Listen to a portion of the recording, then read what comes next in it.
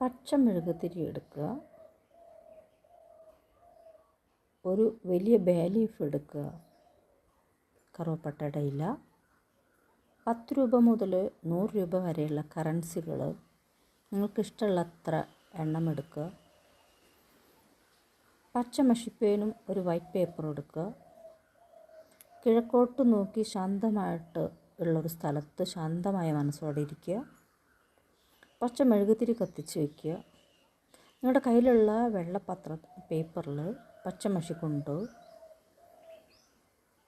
പണം എളുപ്പത്തിൽ എന്നിലേക്ക് എത്തുന്നു, ഞാൻ ധനസമ്പത്തിനും സമൃദ്ധിക്കും അർഹനാണ്, ഈ പണം എന്നിലേക്ക് ആകർഷിക്കപ്പെടുവാൻ ഞാൻ അർഹനാണ് എന്ന് വ്യക്തമായിട്ട് നല്ല മലയാളത്തിൽ എഴുതി, അല്ലെങ്കിൽ നിങ്ങളുടെ ഭാഷ ഇംഗ്ലീഷ് ആണെങ്കിൽ ഇംഗ്ലീഷിൽ എഴുതി നല്ല വ്യക്തമായിട്ട് ആ പേപ്പർ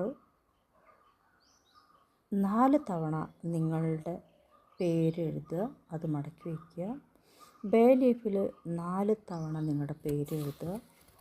ആ ബേ ലീഫും നിങ്ങൾ ആവശ്യമുള്ള തുക, ആ ബേ ലീഫിൽ നിങ്ങൾക്ക് ആവശ്യമുള്ള തുക എഴുതുക. കടലാസ് കയ്യിൽ പിടിച്ചിട്ട് ഓം ധനാകർഷണ ഭൈരവായ, ഓം ശ്രീ മഹാലക്ഷ്മി നമ എന്ന് 21 തവണ ജപിക്കുക.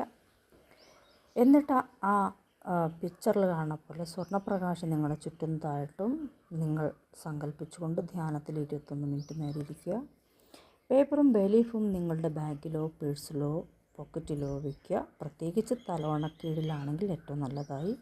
അത് മടക്കിയിട്ട് വേണം, 4 മടക്കിയിട്ട് വേണം വയ്ക്കാൻ. ഇത് ഏറ്റവും നല്ലത് ചെയ്യാൻ വ്യാഴാഴ്ചയാണ്.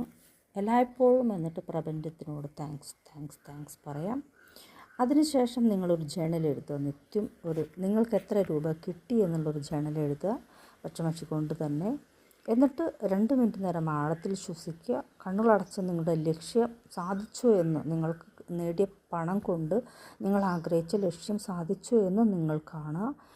ഇനി ഞാൻ സമൃദ്ധിയും സമ്പത്തും നിറഞ്ഞ ജീവിതം ജീവിക്കുന്നു എന്ന് ഒരു ജേണൽ എഴുതുക.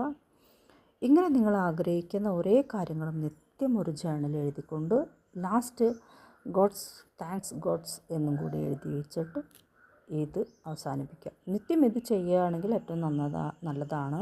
ബേലീഫിൽ എഴുതുന്ന കാര്യമില്ല, ജേണൽ എഴുതുന്ന കാര്യമാണ് നിത്യം ചെയ്യേണ്ടത്. ഇനി നമ്മൾ ആദ്യം എടുത്ത് വെച്ച 10ൻ്റെ 5ൻ്റെ ഒക്കെ തുട്ട് അല്ലെങ്കിൽ നോട്ട് ഒരു ട്രാൻസ്പെറൻറ്റ് ഗ്ലാസ് ബോട്ടിൽ ഇട്ട് വയ്ക്കുക. അതെല്ലാ പൗർണമിക്കും എടുത്ത് പുറത്ത് വയ്ക്കുക. പൗർണമിയുടെ എനർജി അതിലേക്ക് അട്രാക്റ്റ് ചെയ്യുക. അതിനുശേഷം നിങ്ങൾ നിങ്ങളുടെ അലമാരയിൽ കയറ്റി വയ്ക്കുക ആ പണം അടങ്ങുന്ന ട്രാൻസ്പെറൻറ്റ് ബോട്ടിൽ.